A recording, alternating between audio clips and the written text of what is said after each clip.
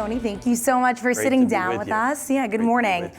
I want to get right to the heart of the business, the customer. We are now, as everyone knows, 7 days post-election. How does this impact the Macy's consumer?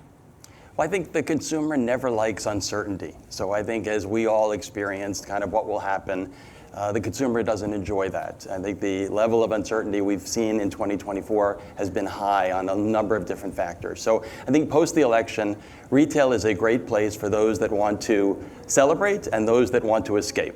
So we actually are a great place for people to come for what we call retail therapy, a chance for people to enjoy themselves. The holidays are coming. It's a perfect time of year where you're actually thinking about your family, your friends, your loved ones, as opposed to the geopolitical environment where you've got people who are, on opposite sides of the equation and not necessarily comfortable having conversations. Now, did it help the fact that we had a decisive conclusion on who won Wednesday morning? Yes. Yeah.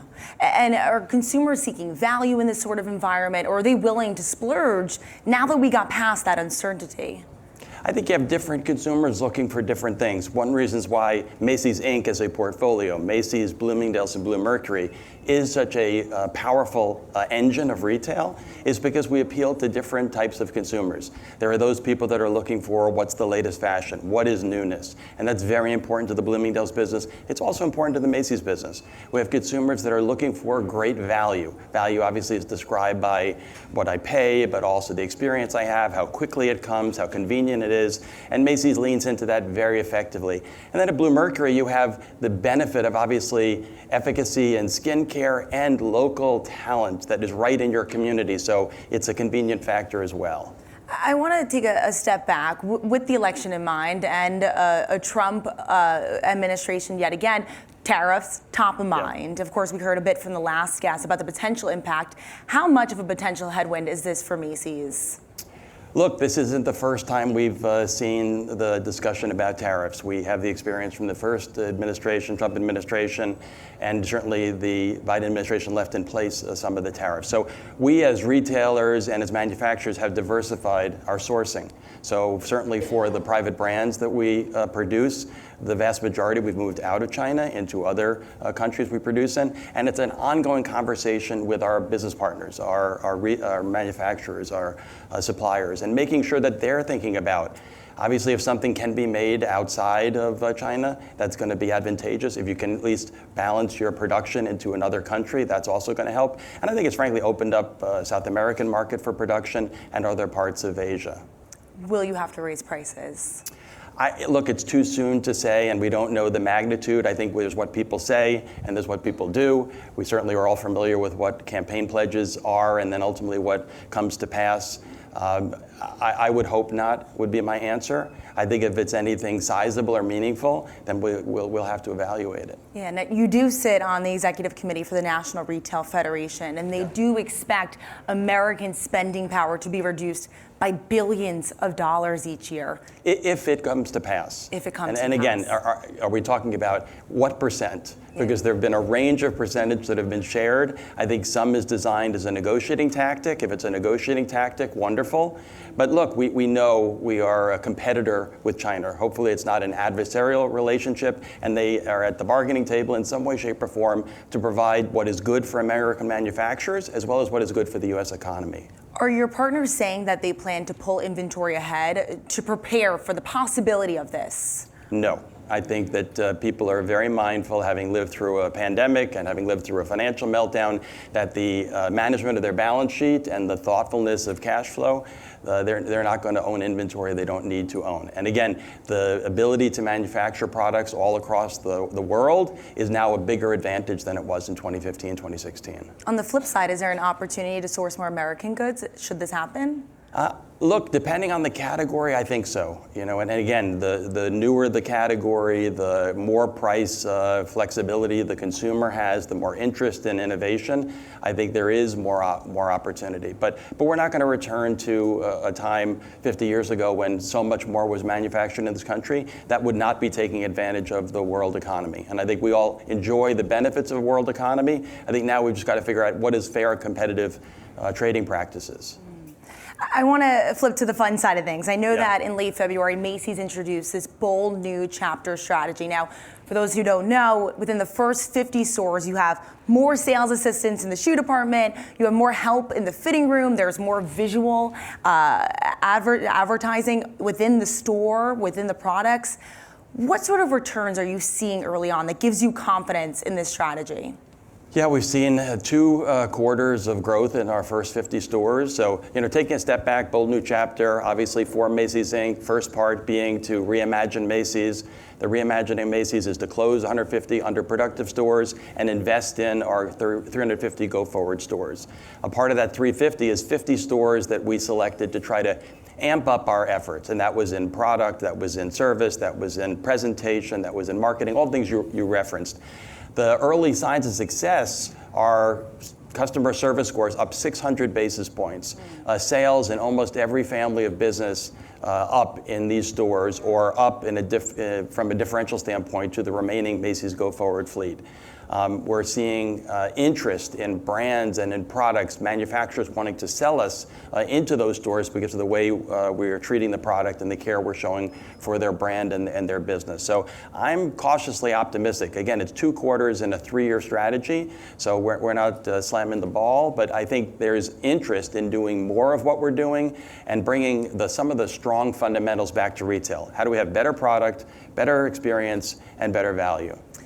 In terms of what exactly you're seeing, I mean, are customers coming back more frequently? Are they coming more? Are they returning more? Are they buying more when they do? What exactly is driving that sales growth higher? It's a little bit of each element of what we call the golden equation. So it's a little bit more traffic, it's a little bit better conversion, it's a little bit better average order value, and certainly the engagement comes first from the people that are already shopping the store. We can do a number of things in a store. If I haven't been coming for a while, and not necessarily going to just come jumping right back in. So we think over time, actually, this arc gets better, because as more people tell word of mouth, as our localized marketing gets stronger, I think we'll see even more of a response from the local communities. But so far, so good. We really feel that we will continue to see improvement in our first 50, and that will lead to an expansion over time into more of our go-forward fleet. What's the method of getting the word out?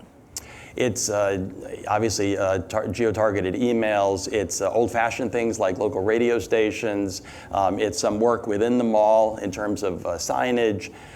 It's communication about special events that we do, leveraging influencers and leveraging our partners who do some of those events. So you've got all these mechanisms in a distributed media market now. You've got these different opportunities to bring in the local clientele. So many Macy's cardholders know those star rewards that come in the mail. Is that part of the strategy still? Always. I mean, I think that we all want to be part of a good reward program, and a good reward program to each of us is one that has value. Do I get back more than I put in? So for our program, there's no cost to join, but the opportunity is that the more that you concentrate your spending at Macy's, the more rewards you earn. And that obviously results in free product or discounted product that you can enjoy. Same at Bloomingdale's, by the way. If you're a loyalist member at Bloomingdale's, you have the same kinds of advantages. How do you take everything that you're learning at these stores and scale them out? And when will we see those scaled out? Yeah, we'll make an announcement as a part of our fourth quarter earnings when we talk about guidance for 2025. But I think it's fair to say the ideal was not to have only 50 stores. So we will have more stores. We announced on the second quarter earnings call that we're expanding our tests in shoes and handbags to 100 more locations. That's additional staffing into those stores. And so far, so good. Pleased again with the consumer response. More staffing, more inventory, or a change of inventory rather. How expensive is this investment? Look, I think it's up to us as a business to do 2 things. One, to provide the customer a reason to buy at Macy's, Bloomingdale's, and Bluemercury. That's our responsibility every single day. And the other is to allocate our investments so they get the proper return. Our job is not to spend more money and get less from the consumer. Our job is to spend the right money and be able to inspire the consumer to buy. So these are choices. So in my mind, we've underinvested in our stores. There are other places we have to be more efficient. Third component of Bold New Chapter is improving end-to-end operations, so that whether that's more automation, use of AI, the opportunity to allocate inventory more effectively, to be in stock at a size and color level, depending on where you're shopping. Those things are all important at driving the cost down in our operation. Yeah, the fact that you've underinvested in the stores as of late is really interesting, because for those of you who don't know Tony, he is a true merchant, as I've heard from so many people. You started your career at Bloomingdale's, overseeing a sales floor of 15 people. You've always been in customer service. Fun fact, you worked at Burger King in high school. People are not as optimistic as you are about the department store. So many have turned to e-commerce. What makes you so confident that this strategy will help make Macy's relevant? I just want to take a step back and rephrase the term department store, because essentially if I told everyone that I had a business, that we could be in the cosmetics business, we could be in the women's apparel business, we could be in the men's business, we could be in the home business, we could be in the electronics business, you might call that a marketplace. And a marketplace is very attractive to people, because a marketplace is where I can go and find the things I want in the brands and the prices and the styles that I like. And I think a part of what we've not told as compelling a story with is that department store says it's fixed. You know, what we've allocated to apparel or allocated to men's, we can't change. Crazy. We can absolutely change that. We could change the amount of inventory we have in those categories. We could change the amount of people we have in those categories. We could change the amount of advertising we dedicate to those categories. So what I love about department stores, and my love goes back 37 years now, is the fact that we can move to where the customer is going. So if the men's business is great, we can have more inventory in men's, more advertising in men's, and more people in men's. And if we're in a moment where people are excited about fragrances, we can double down on the fragrance business. And so I think sometimes that fact is missed when there is a interest in the specialty business or in the off-price business, that the department store has the bandwidth and the scale to be in all these categories. And celebrating life's moments is something that Macy's does pretty well. So whether it's the prom dress, whether it's the first interview suit, whether I'm getting married, whether I'm having my first child, all those are moments where we can show up. And because we're in all these categories, it allows us to show up as one of the top choices. Do you think in recent years you have, or Macy's has, lost share? And do you think this will help you get it back? Look, we wouldn't have launched a bold new chapter at the beginning of 2024 and said essentially, we're looking at ourselves in the mirror and we see something that we don't like. We've given up share, we're not delivering as consistently as we'd like. We want to reimagine ourselves. So in the Macy's brand, that was, again, shrinking stores and reinventing and reimagining the quality of the stores that we have. But it's also doubling down on the Bloomingdale's and Bluemercury business. Again, both those businesses are healthy. Bluemercury into 15 quarters of comp growth. Bloomingdale's coming off of its 150th anniversary a couple of years ago and its most productive and profitable year ever. And just launching in the second or third quarter, I should say, a celebration of Italy with over 300 unique products and 30 new manufacturers. So we've got 3 assets within our portfolio, not to mention the fact that we have IP like the parade and the fireworks and the flower show and Santaland. So there's a lot within this portfolio that gets me excited. Am I cautious about the current climate? Am I concerned when I see the customer being careful about price? Of course. But that frankly just makes us work harder in thinking about how can we motivate the customer to buy. Speaking of the portfolio, I do want to talk about real estate. Consumers are visiting malls less. You have planned to close. Can we expect more closures beyond 2026? What we announced was 3 years and approximately 150 stores. I don't see substantially more closures than that.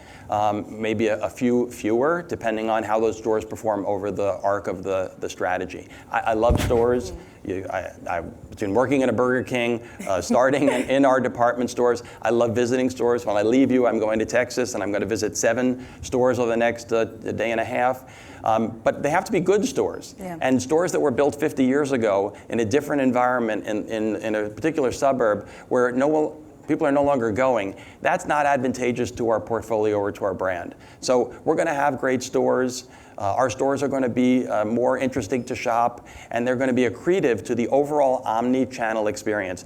Basically, it's the customer's choice where they want to buy. We're going to have great website, great app, and a great store experience. So if somebody wants to buy online, they could buy online at Macy's, Bloomingdale's, or Bluemercury. Now, it's been quite the first year for you. Of course, we have to hit on that activist investor that you've since have ended talks with. Real estate was a big focus of theirs from Brigade and Arc House Management. Shares now far lower than that $24 offer that you got, now sitting around $15.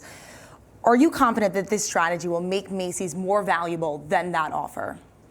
I think it will, and the board unanimously voted in favor of parting ways from the discussions and focusing on the strategy of the company. You're going to have those things happen. You know, and again, our strategy was not a 1 month or a 1 quarter strategy. Our strategy is a 3-year strategy, and it's creating sustainable, profitable growth. It's delivering a better experience for the customer. It's reimagining this portfolio, and ultimately delivering more value to our shareholders. So I think, again, it's incumbent upon us to look beyond the current stock price, to look beyond the current market dynamics, and build a better experience for the consumer. Are you open to another offer? We're always open to what's going to provide value for our shareholders. But I think that part of what sometimes gets overlooked is the fact that we're a retail company with great real estate. We're a retail company with IP, like the parade, the flower show, the fireworks, and Sandland. We're a retail company, but we're 3 retail brands, Bloomingdale's, Bluemercury, and Macy's. So I think in aggregate, there's a tremendous value that I think shows lots of potential for growth as we go forward. One of those coveted properties is Herald Square. Curious, what is the valuation of the company, rather the Herald Square location? Analysts have said anywhere between $1.5 to $3 billion in the market. I leave it to the analysts to speculate. Why does it make sense to keep it in the portfolio? Oh, I think it's the nucleus of the Macy's brand, and that's not to say, by the way, I think you got a chance to see the store. We have currently over 30 different installations in a partnership with Urban Space, who operates the Bryant Park market, and so we're going to continue to look for other ways to add more interest, entertainment, animation, food and beverage into the store. But I think Macy's is Macy's because of stores like 34th Street. Would you ever consider selling the air rights like you did a few years ago? We are, Brooke, we are open to absolutely all ideas that increase value for the shareholders and deliver a better experience for the consumer. We have to keep both those things in mind. Let's talk about the parade. We're about 2 weeks away. I can't believe it. Almost 100 years that Macy's has been doing the parade. How do you lean into that historic heritage of the parade, but also helping to drive sales using it? Yeah, look, it's going to be a spectacular parade this year. If you're in New York, come to the parade. If you're not in New York, on NBC on Thanksgiving morning, almost 30 million people between NBC and Peacock watch the event. So one of the top-rated events over the course of the year. It will be the biggest parade ever. We've got Minnie Mouse for the first time flying in the parade. We have a partnership with Disney for the holidays where we have Disney shops in 200 stores. There's parade merchandise available online right now. You have to have your swag to watch the parade. So, I think that we're leaning into the IP. There's parade deals that we're running right now leading up to Thanksgiving. I think one of the things that I felt coming into the role was that we've got these wonderful day or week-long events, and we haven't figured out how to expand them and really leverage the power of them. And I think our new head of marketing, Sharon Otterman, is doing a great job, and it's showing up right now in how we've approached Thanksgiving and how we'll ultimately approach Christmas holiday season. Do you think the Thanksgiving Day parade could it be even more modern? I mean, we're seeing others out there who are retailers show QR codes on affiliate events. What more can you do? You will see more on the website on the day of Thanksgiving. You will see more on the lead up to Thanksgiving Day. You see Santa arrive at the end of the parade. Black Friday essentially is the beginning of the power holiday shopping season. So we've got the audience attention at the most important critical time of the year for retail. How do we capitalize on it? So I would expect you'll see us do that better and better. This is the 98th year of the parade. In 2026, we have the 100th year of the parade, the 50th year of the fireworks, the 250th year of this country. So I think there's a lot to celebrate. Let's get through 2024, but in 2026. Lots on the road ahead. I just want to hit home this conversation. We're in this environment where young consumers are turning to Amazon, they're turning to Shein, they're turning to Temu. Do you think that you can capture the younger audience to stay and go to Macy's in the future? Yes, as long as we continue to evolve our operating model. We have 5 generations shopping with us currently. And I want to make sure that 5 generations enjoy and feel comfortable shopping with us. Some are going to shop us for fragrances. We have lots of young people today who view Macy's as the fragrance destination because we have brands from all the different designers at all kinds of different price points. We're also the place where moms go with their daughters to buy prom dresses. We're also the place where people go, as we said, to get married. We're also the place people go to get things for their first home. We just launched a baby registry.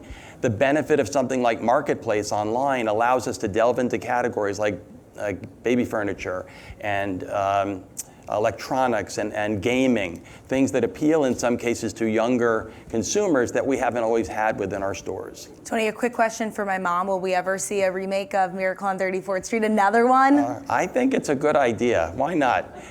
First of all, it's one of those wonderful old movies that makes us all smile, warm-hearted going into the holiday season, and we've seen lesser movies remade, so why not remake that one?